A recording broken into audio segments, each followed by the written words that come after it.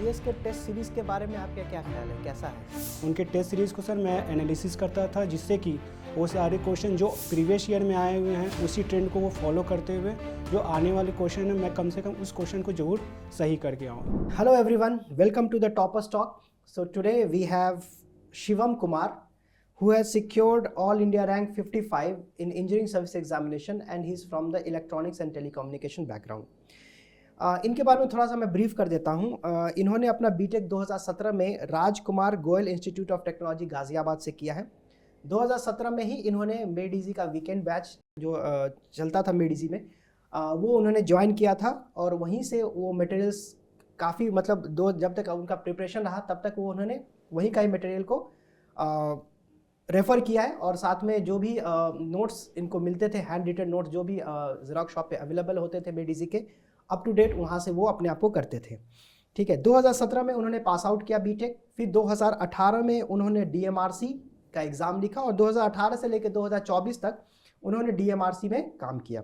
2024 से थोड़े brief period के लिए उन्होंने NIELIT में काम किया है और फिर उन्होंने स्विच करके 2025 में सेंट्रल सेक्रेटरीट में, अभी फ़िलहाल सेंट्रल सेक्रेटरीट में है। ठीक है, इसी के दौरान इन्होंने मेडिजी से मेंस बैच, मेडिजी का ऑफलाइन टेस्ट सीरीज़, IGP सब चीज़ उन्होंने मटेरियल्स जो भी है उन्होंने मेडिजी का ही रेफ़र किया और प्रिपरेशन भी जो किया है वो सेल्फ स्टडी प्लस मेडिजी का ही लेकर के किया है। और फाइनली इन्होंने अपना बीच में 2022 से उन्होंने अटेम्प्ट देना शुरू किया था, 23-24 और फाइनली 25 में आकर के उनको कामयाबी हासिल हो गई। इनके फादर जो है वो फार्मर है और इनकी मदर हाउसवाइफ है और इनकी शादी भी हो चुकी है। तो हम ये भी डिस्कशन करेंगे कि इनकी फैमिली और वर्क लाइफ को कैसे इन्होंने बैलेंस किया है और ये पटना से बिलोंग करते हैं। ठीक है, तो welcome Shubham to this toppers talk. आज आपसे हम लोग डिस्कशन करेंगे और जानने की कोशिश करेंगे कि आपकी जो जर्नी है, जो इंजीनियरिंग सर्विसेज में जो आपने, I think it is 4th attempt. Yes sir, 4th attempt है आपकी। यस। तो 4th अटेम्प्ट में आपने ये 4 साल की जो जर्नी है आपने किस तरीके से तय किया है? क्योंकि 2017 में जब आप तैयारी कर रहे होंगे तो उस वक्त जीएस का जो पैटर्न था वो अलग था। उस वक्त ज्योग्राफी, हिस्ट्री हुआ करता था। उसके बाद जो है पैटर्न चेंज हो करके अभी एथिक्स, फिर ड्राइंग हो गया, मटेरियल साइंस हो गया, एनवायरनमेंट हो गया, ये सब आ गया। तो सबसे पहले हम जीएस पे फोकस करते हैं कि आपने जीएस की प्रिपरेशन कैसे की, क्योंकि मेन जो इशू होता है वो जीएस को लेके होता है। तो आप बताइए कि कैसे आपने ये जो स्विचिंग हुआ, इसके लिए कहाँ से आपने मटेरियल बोरो किया, किस तरीके से आपने तैयारी की, इसके बारे में थोड़ा सा हमें बताइए। Thank you sir. सबसे पहले मेडिजी को धन्यवाद सर जो मुझे टॉपर्स टॉक पे इन्वाइट किए। और सर बात रही सर तैयारी के, तो सर तैयारी एक कांस्टेंट प्रोसेस थी और इसी बीच मैंने जो जीएस का है वो मेडिजी के हैंड रिटन नोट्स कराए और उसको हमने उसी को फॉलो किया। साथ साथ और भी अदर्स ऑनलाइन सोर्सेज का यूज करते हुए मैंने जीएस की प्रिपरेशन किया सर। मेन फोकस पर मेरा टेक्निकल्स था, क्योंकि हमें पता है कि सर जीएस एक अनप्रेडिक्टेबल पेपर होता है। लेकिन सर मेडिजी के जितने भी मटेरियल थे उनको मैं फॉलो किया, जिससे कि एक मिनिमम बैरियर को भी हम अच्छे से क्रॉस करके हम टेक्निकल पेपर में अच्छा कर सके सर। तो जीएस के टेस्ट सीरीज़ के बारे में आपका क्या ख्याल है, कैसा है? सर जीएस का जो टेस्ट सीरीज़ है पूरी तरह से मेडिजी का सिलेबस को कवर करता है। उनके टेस्ट सीरीज़ को सर मैं एनालिसिस करता था, जिससे कि वो सारे क्वेश्चन जो प्रीवियस ईयर में आए हुए हैं उसी ट्रेंड को वो फॉलो करते हुए जो आने वाले क्वेश्चन है मैं कम से कम उस क्वेश्चन को जरूर सही करके आऊँ। मेरी थिंकिंग रहती थी हमेशा टेस्ट सीरीज का, क्योंकि टेस्ट सीरीज में मार्क्स कम आते थे तो मैं इस पर ये नहीं सोचता था, लेकिन उसको एनालिसिस करता था और उस एनालिसिस को नोट्स बनाकर उसका आगे की तरह सोचता था कि ये क्वेश्चन अगर ये आएगा तो मैं इसको वहाँ जरूर कर दूंगा। Okay, good. तो 2018 से लेकर 2024 आप डीएमआरसी में काम किए, तो फिर ये अचानक से इंजीनियरिंग सर्विसेज के बारे में आपको कहाँ से मोटिवेशन मिला? सर शुरू में मैं DMRC as a JE join किया। मेरे पिताजी का सर हार्ट का सर्जरी हुआ था 2018 में। उसके बाद मैंने जॉब तो सोचा कि जॉब मिल गई है, स्टेबल हो जाऊंगा, लेकिन आफ्टर 2022 सर मेरी थिंकिंग ये रही कि नहीं, मैं जो ये पाया हूँ मैं इसे ज़्यादा मच मोर अचीव कर सकता हूँ। अच्छा। तो इसी बीच सर मेरी शादी भी 23 में हो गई, तो मैंने 22 से अटैम्प्ट लेना स्टार्ट किया। मैंने फर्स्ट बार में प्री क्लियर किया, मेंस में रह गया। 23 में सर मैंने पूरी तरह से प्रयास किया, इंटरव्यू तक गया, लेकिन फाइनल आउट हो गया सर। फिर 24 में भी मैंने सर दिया, लेकिन मेंस नहीं लिख पाया सर, और 25 फाइनली मैंने सर ओके क्रैक किया सर। तो आप जैसा बता रहे हैं कि जब आप प्रिपरेशन कर रहे थे उसी के दौरान आपकी शादी भी हो गई थी। यस सर, तो यस। कैसे आप फैमिली और ये जो तैयारी है आपने इसको कैसे बैलेंस किया? सर इसके लिए सर मेरी वाइफ का बहुत बड़ा कंट्रीब्यूशन रहा। उन्होंने हमेशा मुझे पुश करते रहे कि आप पढ़िए आगे, आप इससे ज़्यादा बिलोंग करते, कि मैं जानती हूँ कि आपकी कैपेबिलिटी क्या है। और मेरे फैमिली मेम्बर्स सर, मेरे मम्मी पापा, मेरे भाई लोग पूरे तरह से सपोर्टिव थे। इवन हमारे father in law and mother in law भी सपोर्टिव थे सर, कि मैं कुछ अच्छा कर सकता हूँ। अच्छा, बहुत लोग ऐसे होते हैं जो 9 to 5 वाले जॉब करने के बाद उनको ये बोलते हैं कि मेरे पास समय नहीं बचता है, हम थक जाते हैं, हमें इतना चीज़ कैसे हम करेंगे। तो आप भी तो आप लोग लगातार 2018 से मैं देख रहा हूँ कि आपने DMRC ज्वाइन किया, फिर कुछ PSUs भी आपने क्लियर किए, फिर अभी आप सेंट्रल सेक्रेटरी में काम कर रहे हैं, तो कॉन्स्टेंटली आप वर्क कर ही रहे हो। तो एक 9 to 5 वाला जॉब चल रहा है, उसके बाद का समय आप कैसे यूटिलाइज किए आप अपने प्रिपरेशन के लिए? सर DMRC में तो बेसिकली रोस्टर ड्यूटी होती थी, हर 8 घंटे की शिफ्ट होती थी जनरली। लेकिन सर कुछ चीज़ पाने के लिए हमें सर कुछ चीज़ सेक्रीफाइस करना रहता है। मैंने अपने हॉबी को सेक्रीफाइस किया, अपने जितने भी एक्स्ट्रा करिकुलर एक्टिविटी है उसको स्टॉप करके अपनी पढ़ाई पे ध्यान दिया सर। और साथ साथ मेरी एक इच्छा ये रहती है कि सर अगर कुछ पाना है तो ज़िंदगी में हमें हर परिस्थितियों को, बैरियर को पार कर देना है सर। तो आप मुझे एक बात बताइए, जैसे कि 9 to 5 आपने जॉब किया, यस एग्जाम्पल ले लेते हैं, 9 to 5 वाला जॉब है, तो उसके बाद जो बाकी का जो समय होता था, आप लेट नाइट जग के पढ़ते थे या अर्ली मॉर्निंग जगते थे, या फिर किस तरीके से आपकी कितनी नंबर ऑफ आवर्स आप डेडिकेट करते थे पढ़ाई के लिए? Basically sir number of hours minimum में 4 to 5 आवर्स रहते थे, क्योंकि नाइट में सर 2 से 3 घंटे पढ़ लेने के बाद मैं मेट्रो जनरली 1 घंटे का ट्रिप होता था सर, तो उसमें 1 घंटे में फार्मूले बुक को मैं पढ़ते हुए जाता था मेट्रो में, जिससे कि वो रिवाइज हो जाए। और फिर रिटर्निंग में भी वो करते थे सर। लंच टाइम 1 घंटे का रहता था सर, तो जल्दी सा लंच करके अपने कुछ कॉन्सेप्ट क्लियर करते थे। इससे थोड़ा सा सर मुझे अपनी टाइम निकलता नहीं है सर, निकालना पड़ता है सर। अच्छा, मतलब कि आपने बिल्कुल 1 सेकंड भी बर्बाद नहीं किया, हर जगह जब भी इनको मौका मिला वो चाहे रिवीजन करते थे, थियरी। अच्छा, एक और चीज़, बहुत लोग का ये रहता है कि जैसे कि एग्ज़ाम जब नज़दीक आ जाता है, ठीक है, आप तो जॉब में भी थे, एग्ज़ाम नज़दीक आ गया है, आपने चलो टाइम निकाल के बहुत 4-5 घंटा डेली निकाल के आप पढ़ते रहे, तो क्या कभी आपने शॉर्ट नोट्स बनाया या फिर आपका अप्रोच क्या था कि क्वेश्चन प्रैक्टिस करना ज़्यादा इंपॉर्टेंट है या थियरी के साथ साथ क्वेश्चन प्रैक्टिस करो? मतलब आपका जो 4-5 घंटा जो होता था, उसमें टेक्निकल के बारे में पहले बात कर लेता हूँ, फिर GS में आएंगे। तो टेक्निकल में जब आप 4-5 घंटे को कैसे यूटिलाइज करते थे? शॉर्ट नोट्स बनाते थे या रिवाइज करते थे, क्वेश्चंस करते थे, क्या करते थे? मैं इसको सर पार्ट वाइज तोड़ सकता हूँ। अगर मैं मेट्रो में ट्रैवल कर रहा हूँ तो मेडी जी के एक फार्मूला बुक आते हैं सर, वो वेरी यूज़फुल है फॉर प्री एग्ज़ाम, क्योंकि सर 1 लाइनर क्वेश्चन वहीं से आ जाते हैं, उनके फार्मूले मैं ग्रास्प कर लेता था। अब बात रही सर जो लेट नाइट 2 आवर्स स्टडी रही, उसमें सर मैं प्रीवियस ईयर और मेडी जी के जो मैं टेस्ट सीरीज देता था उसकी एनालिसिस में लगाता था, क्योंकि सर हम तो टेस्ट बहुत देते हैं, without analysis sir test series का कोई रोल नहीं है सर। आपको एनालिसिस करना होगा, क्योंकि सर बहुत गलतियां होती है जो मेन पेपर में जाके हमें टेस्ट सीरीज सिखाता है कि हाँ, क्योंकि कभी कभी मेरी ये आदत थी सर ऑप्शन मिसमैच हो जाने का, 60 का एक जगह 59 का ये हो जाता, तो उससे मुझे बहुत जगह प्रॉब्लम हुआ। यानी कि इनका ये कहना है, जैसे मैं आपकी बातों से समझ पा रहा हूँ, कि क्वेश्चन प्रैक्टिस मतलब मेडीजी का टेस्ट सीरीज आपको बहुत हेल्प किया है। Yes sir, yes sir. Concepts आपके थे तैयार, बस क्वेश्चन प्रैक्टिस करने जो था वो आपने इसके लिए टेस्ट सीरीज बहुत दिया है। Yes sir, yes sir. मेडी से जुड़े तब से उसका टेस्ट सीरीज आपने यस सर, मेडी का टेस्ट सीरीज सर एक बैलेंस्ड पेपर बनाता है, और इवन मैं ये कह सकता हूँ उनका पेपर एक लेवल थोड़ा ऊपर ही रहता है, जिससे कि वो हर सेक्टर के क्वेश्चन को कवर करता है।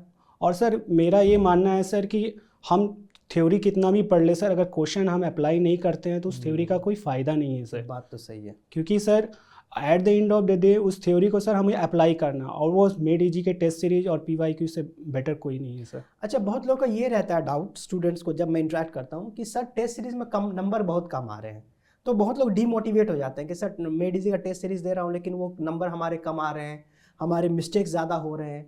तो आपके साथ भी ऐसा हुआ है कभी? ये सर मेडी जी के नंबर कम आते हैं तो, लेकिन मेरे लॉजिक ये थे कि सर ये नंबर यहाँ के मैटर नहीं करेंगे, जो मैटर नंबर के करेंगे वो मेन एग्ज़ाम के करेंगे, इसलिए मैं उनकी कहाँ कहाँ मैं गलतियाँ कर रहा हूँ और किस कॉन्सेप्ट और जहाँ पे मैं लैग कर रहा हूँ कॉन्सेप्ट को, वो उसको सर मैं है ना वहीं पे रेक्टिफाई करने की कोशिश करता हूँ। उसके लिए सर मैं एक कॉपी बना लेता था कि इस फार्मूले को अगर मैं बार बार भूल रहा हूँ तो उसको लिख लेता, तो फिर उसको मैं मेट्रो में आते जाते या स्क्रीनशॉट लेके उसको मतलब आप देखते टेस्ट सीरीज से भी बहुत सारे कॉन्सेप्ट नए नए सीख गए। सीखे। Yes sir. अच्छा, ये खासकर जैसे सर आपके ईएमटी के सर कुछ कोई ऑनलाइन जो सर जीटीक्यू आते हैं उनको भी सर मैं कभी कभी जैसे टाइम मिलता था मैं देख लेता था, जिससे कि क्या सर वो क्वेश्चन एक क्वेश्चन नहीं होते सर, 5 कॉन्सेप्ट को क्लियर कर लेते थे, जिससे कि सर जैसे हमारे मैक्सवेल्स इक्वेशन ये सारे हमारे उसी कॉन्सेप्ट को क्लियर करते हैं, क्योंकि पढ़ा तो सब कुछ रहता है सर, लेकिन at the point of click करना और उसको रिवाइज करना वो सर क्वेश्चन के थ्रू ही हो पाता है। ओके,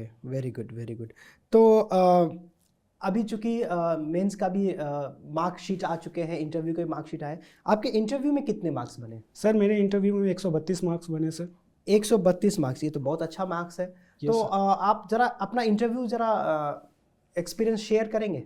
हाँ सर, इंटरव्यू सर हमारा 30 अक्टूबर को था। उस दिन सर बेसिकली ये था कि मैंने मेडी जी के इंटरव्यू गाइडेंस प्रोग्राम ले रखे थे, और जितने भी वहाँ पे सर वो क्वेश्चन वही क्वेश्चन एक दो क्वेश्चन सर जो हमें यहाँ पे आपने मार्गदर्शन किया था वो क्वेश्चन पूछे गए सर। जैसे मेट्रो से रिलेटेड सिस्टम के बारे में वो हमसे जानकारियाँ लिए जो यहाँ पे भी हमें बताया गया था, और बुलेट ट्रेन और हाई स्पीड रेल के बीच का जो डिफरेंस था जो आपने यहाँ पे बताया था वो क्वेश्चन हूबहू पूछा गया था सर। और सर एक चीज़ ये कर सकता हूँ सर कि इंटरव्यू गाइडेंस प्रोग्राम से मुझे एक मोटिवेशन बूस्ट अप मिला कि मैं और अच्छा कर सकता हूँ, क्योंकि आप लोगों ने बताया कि आप इससे ज़्यादा पोटेंशियल हाई रखते हैं अच्छा करने के लिए। वो सब सर कॉन्फिडेंस को बूस्ट अप किया सर मेरे को। ओके, तो आप मुझे ये बताइए, जैसे इंटरव्यू में के पैनल्स में जब फेस किए थे तो उसमें एक दो question apart from this DMRC कुछ और भी चीज़ आपको पूछा गया था, हॉबीज से रिलेटेड या फिर किसी और चीज़ से रिलेटेड? यस सर, हमारे सर चूँकि मैं बिहार से आता हूँ सर, पटना से, तो एक क्वेश्चन पैनल मैम ने जीएस का ये पूछा था कि बिहार के मेडिवल, एंशियंट और मॉडर्न के एक एक हिस्टोरिकल प्लेसेस का नाम बताइए और उनकी खासियत के बारे में, तो जो कि हमारे बैकग्राउंड से ये क्वेश्चन था। और उसके बाद मैम का एक क्वेश्चन था कि मैंने गाज़ियाबाद से कॉलेज किया है, वो कब इस्टेब्लिश्ड हुआ और उनके चेयरमैन या कौन है, उनके बारे में भी क्वेश्चन था। अच्छा, अब चूंकि हमने टेक्निकल बारे में आपके जर्नी समझ लिया कि आपने मेन जो तैयारी की वो टेस्ट सीरीज लगा लगा के क्वेश्चन प्री के लिए, मेंस के लिए, जीएस के लिए फिर आप कब, जैसे कि जब एग्ज़ाम से जो आप प्री एग्ज़ाम देते हैं उससे कितने टाइम पहले से आपको जीएस की तैयारी करनी चाहिए? क्या आप टेक्निकल के साथ साथ जीएस भी तैयारी करते थे, या फिर जीएस को बिल्कुल टेक्निकल खत्म होने के बाद टुवर्ड्स द एग्जामिनेशन का जो टाइम आता है उससे 1 महीना 2 महीना पहले आपने जीएस की तैयारी की? आपका क्या था, मतलब सुखी सर, मैं जॉब में था तो इतनी टाइम में तो मुझे नहीं मिल पाती थी, लेकिन मेरा सर हर एक का सर तैयारी करने का सोर्सेस अलग होता है और स्ट्रेटजी अलग होती है। मैंने ये स्ट्रेटजी फॉलो किया कि मैंने टेक्निकल में ज़्यादा मार्क्स उठाने के लिए उन पर ज़्यादा फोकस किया, और लास्ट के 2 से ढाई महीने के बीच मैंने जीएस का पूरी तरह से प्रिपरेशन किया, नोट्स के मेडी जी के नोट्स और साथ साथ मेडी जी के टेस्ट सीरीज को फॉलो किया और ऑनलाइन का भी सहारा लिया, जिससे कि कुछ कॉन्सेप्ट क्लियर कर सकूँ सर। ओके, तो यानी कि आपके जर्नी में अगर देखा जाए तो आपको मेडी जी का ऑफलाइन मतलब टेस्ट सीरीज का आप बहुत बार जिक्र कर रहे हो। Yes sir. इसके अलावा कोई आप बुक्स या फिर कुछ और मतलब होता है रेफरेंस मटेरियल अपार्ट फ्रॉम, क्योंकि आपने ऑलरेडी आपने जैसे कहा कि आप मेडीजी के वीकेंड बैच ज्वाइन किए थे 2017 में जब आप बीटेक कर रहे थे तब, फिर वही नोट्स आपने संभाल के रखा और जो आपके बुक्स एंड स्टोर्स पे जो भी आपको क्लास नोट्स मिलते थे वही आप उसे अपग्रेड करते चले गए। तो मेरा ये आपसे सवाल है कि बहुत स्टूडेंट ये सोचते हैं कि पहले थियरी कवर कर लो फिर क्वेश्चन कर लो, फिर उससे क्या होता है कि और बाद में आके इतना पाइल अप हो जाता है कि वो लोग ना तो थियरी ठीक से समझ पाते हैं ना क्वेश्चन कर पाते हैं। तो आपका क्या कहना है कि कॉन्सेप्ट जो तैयार होता है वो थियरी पढ़ के होता है या फिर क्वेश्चन करने से होता है? सर मेरा ये मानना है कि हम पहले एक बार कॉन्सेप्ट को गो थ्रू हो जाए, एक बार गो थ्रू होने के बाद हम नंबर ऑफ़ क्वेश्चंस ज़्यादा लगाए, जैसे PYQ हमारे बहुत सारे होते हैं, टेस्ट सीरीज होते हैं, क्योंकि वो सारे सर जो हमारे कॉन्सेप्ट है उसको क्लियर करते हैं। और ये इस कॉन्सेप्ट एक बार कॉन्सेप्ट क्लियर हो जाने के बाद सर हमें बुक्स को रेफ़र करने की ज़्यादा ज़रूरत नहीं होती है। अगर सर हम उन्हीं नोट्स को फॉलो करते हैं तो हम एक अच्छे रैंक ला सकते हैं सर, मेरा ये मानना है सर। अच्छा, आपने गेट में भी 2023 में भी 358 रैंक लाए। यस तो इंजीनियरिंग सर्विसेज के लिए जो आप PYQ तैयारी करते हैं यस सर। वो कितने साल के करने चाहिए? सर मैंने सर तो 15 साल का किया था सर, 2010 से मैंने, क्योंकि सर 2017 के बाद ट्रेंड चेंज हो गया और लेवल ऑफ डिफ़िकल्टीज क्वेश्चन के सर डिफरेंट आने लगे मेंस के एज कम्पेयर टू, तो मैंने ये स्ट्रैटेजी बनाया कि खासकर 2010 से फॉलो करते और 2017 से 24 तक को मैंने ज़्यादा फोकस किया सर। अच्छा, आपने ESE के साथ साथ गेट PYQ भी किया है यस सर। इंजीनियरिंग सर्विसेज की तैयारी करने के लिए? यस सर, क्योंकि गेट के क्वेश्चंस क्या होते हैं सर, कॉन्सेप्चुअल्स रहते हैं और उन क्वेश्चन को करने से हमारे जो इंजीनियरिंग सर्विसेज के भी 8-10 टेक्निकल सब्जेक्ट कवर हो जाते हैं सर। क्योंकि अदर सब्जेक्ट क्या होते हैं कि उन्हें हमें बस आगे उनको गो थ्रू करना रहता है, बाकी वही गेट के सिलेबस से ही इंजीनियरिंग सर्विस के आधे सिलेबस कवर हो जाते तो हैं। मेंस के लिए भी यही PYQ दही 10 साल के आपने किए हैं? यस सर, मेंस के लिए प्री के लिए भी और मेंस के लिए। मेंस के लिए भी? Yes sir. अच्छा, तो आपने मेंस का बैच भी ज्वाइन किया था? Yes sir. यस मेडिजी का, तो उसमें मेंस का बैच जब आपने ज्वाइन किया तो आपको उसमें कुछ लगा कि कुछ एक्स्ट्रा या फिर ऐसा कोई कॉन्सेप्ट लगा जो हूबहू आपने एग्जामिनेशन में देख लिया हो? ये सर, मेंस के सर बैचेज में नरेश रेड्डी सर के कम्युनिकेशंस नोट्स, आपके सर EMT के वो क्वेश्चन सर हूबहू तो नहीं है, बस न्यूमेरिकल वैल्यू चेंज रहते हैं, तो वो क्वेश्चन डायरेक्ट सिमिलर टाइप के क्वेश्चन आपको मिल जाते हैं सर। क्योंकि सर देखिए, हूबहू क्वेश्चन कहीं से कॉपी करना इतनी आसान नहीं है, लेकिन हाँ सर, हमें अगर कॉन्सेप्ट पता चल जाते हैं, अगर न्यूमेरिकल्स वैल्यू चेंजेस रहते हैं तो हम आसानी होती है उस क्वेश्चन को अटैम्प्ट करने के लिए सर। तो आपने अपने जर्नी के बारे में बहुत सारी चीज़ बताया। तो जो लोग ये सोचते हैं कि हमारे पास समय नहीं है, हमें समय की अभाव है, या फिर हमारे पास इतना चीज़ पढ़ने का है लेकिन हम कैसे करें, क्या दिशा दें, तो जब शिवम से बात कर रहे हैं तो आपको ये चीज़ बहुत क्लियर हो गई होगी कि इन्होंने मेन फोकस जो रखा है क्वेश्चन प्रैक्टिस पे रखा है, वो भी कैसे? Through test series. Test series को बहुत हॉलिस्टिकली करते थे, टेस्ट सीरीज को सिर्फ करना नहीं, उसको इवैल्यूएट भी करते थे बाद में। सबसे इंपॉर्टेंट चीज़ मेरी समझ से यही है, एनालिसिस बहुत इंपॉर्टेंट चीज़ है। तो उससे अच्छा उन्होंने ये भी कहा है कि टेस्ट सीरीज में अगर मार्क्स कम आ रहे हैं तो परेशान होने की जरूरत नहीं है, आप अपने आप को इवैल्यूएट करते रहो, क्योंकि मेन एग्जाम के लिए आपको फोकस रखना है। क्योंकि मेडिजी का टेस्ट सीरीज जो होता है वो बेसिकली आपको उस लेवल पे लेके जाएगा जो आप कोई भी कॉम्पिटिटिव एग्जामिनेशन इस कंट्री का तो निकाल ही सकते हो। Yes sir, yes sir, of course sir. मेडिजी का पेपर इस तरह से डिजाइन रहता है कि आप टेक्निकल फील्ड में अच्छे जगह से सिलेक्शन पा सकते हैं अगर इनके सिलेबस को आप कवर कर लेते हैं सर। और साथ में GS जब इन्होंने तैयारी शुरू की थी तब GS का पैटर्न अलग था, उसके बाद GS का पैटर्न अलग हो गया।